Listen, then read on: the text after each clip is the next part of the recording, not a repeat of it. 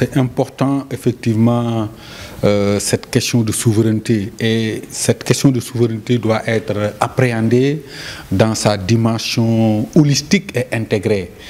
Cette question de souveraineté doit être vraiment une souveraineté politique, une souveraineté économique, une souveraineté monétaire, une souveraineté militaire même, parce que c'est ça qui va nous procurer une certaine indépendance. Le contexte international marqué effectivement par des pandémies, par des crises géopolitiques, et aussi par le changement climatique, c'est important que notre pays puisse quand même marquer véritablement son indépendance pour affirmer réellement sa souveraineté. Il y a beaucoup de défis, mais il y a aussi beaucoup d'opportunités, effectivement, parce que le Sénégal va étreiner sous peu ses premières production de ressources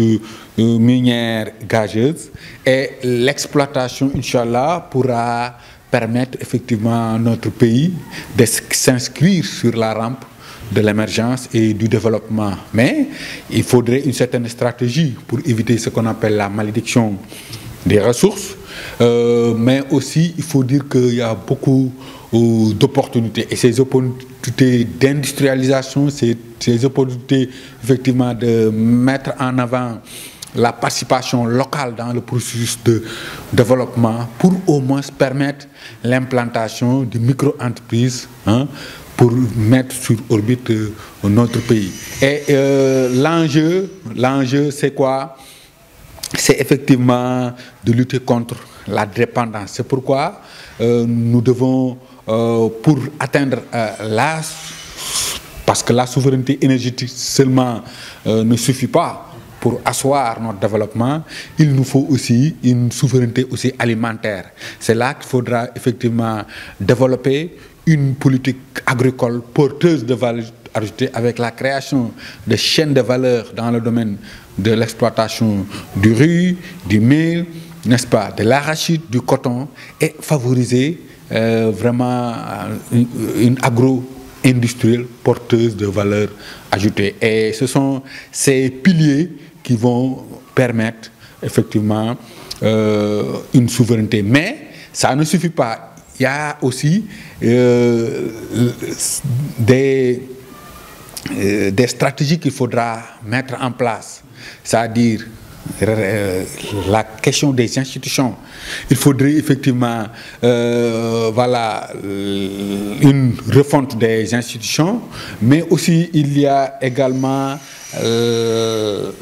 la gouvernance qu'il faudra mettre en place en évitant la corruption, en évitant le manque de transparence dans la gestion des ressources publiques, mais aussi en mettant en avant un leadership transformationnel avec des dirigeants qui sont très voilà, patriotes et prêts à inscrire notre pays sur la rampe du développement. Il faut faire le distinguo entre nationalisme économique et isolationnisme.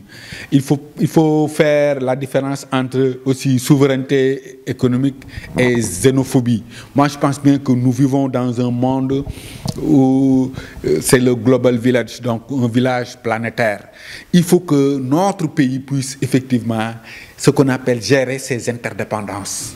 Il faut que effectivement notre pays qu'on puisse quand même tolérer la présence des étrangers. Mais ça ne veut pas dire que aussi ce sont ces étrangers qui vont se substituer aux nationaux pour effectivement exploiter nos ressources et les extrader dans d'autres pays. Moi, je pense bien que ce sont des composantes parce que ce sont des démarches multi-acteurs.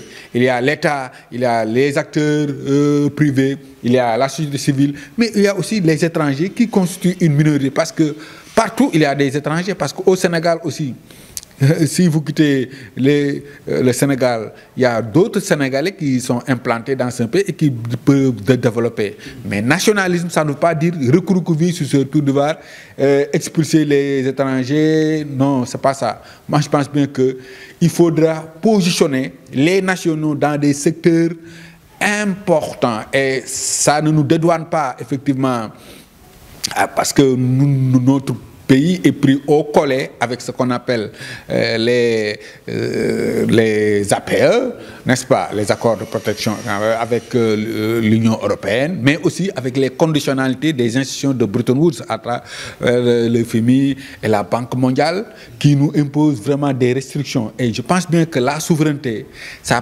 permet effectivement de mettre des choix économiques. Donc, la problématique, c'est quoi? C'est de remodeler notre stratégie économique.